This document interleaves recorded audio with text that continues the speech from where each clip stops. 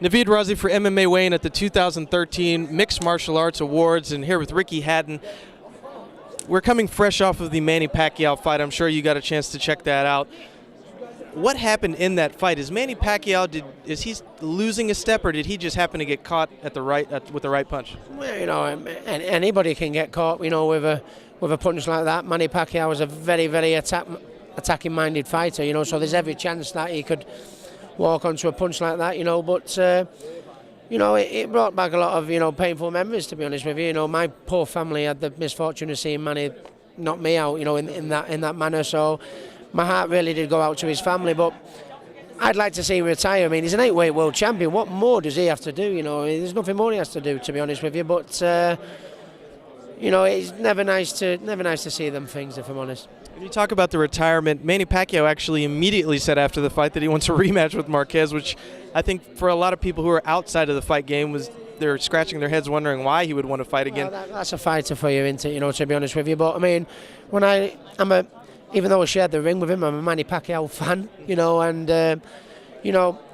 he fought Marquez, not the fight before, and he struggled a little bit. The decision was a bit like that, and then he got beat by Timothy Bradley, which I thought he won incidentally, but he didn't look great against Timothy Bradley, and then he got knocked out.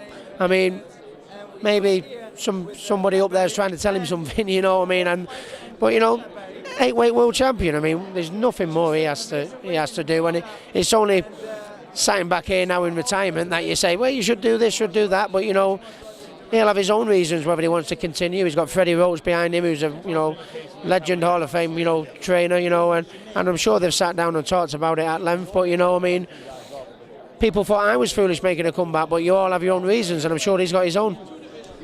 Talk a little bit about Marquez. He's training with a guy who was involved in the Balco steroids era. Victor Conte consistently tweeted saying that he was using some kind of performance-enhancing drugs, and Marquez has never looked that toned, I guess would be the right word. Do you think there was something suspicious going on with Marquez in that fight? It's not for me to say. I'm a big Marquez fan, to be honest with you. I mean, as far as technical boxing ability goes, absolutely second to none.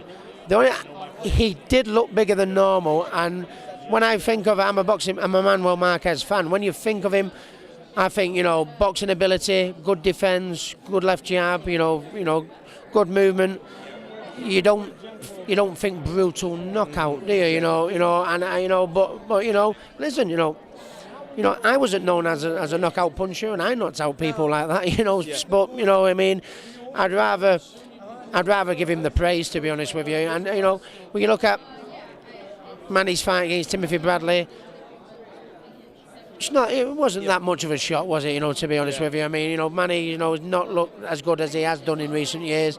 So, bearing that in mind, no, he's a model professional, and he's a boxing legend. He's done Mexico boxing. I'm so proud over the years. I'd rather pat him on the back than maybe wag a couple of fingers. You know what I mean? Yeah, we don't mean to. That's not our intention whatsoever. My question was just, you being in the boxing world, do you think it's a little odd at his age for his body to kind of morph into that muscular structure? Well, probably.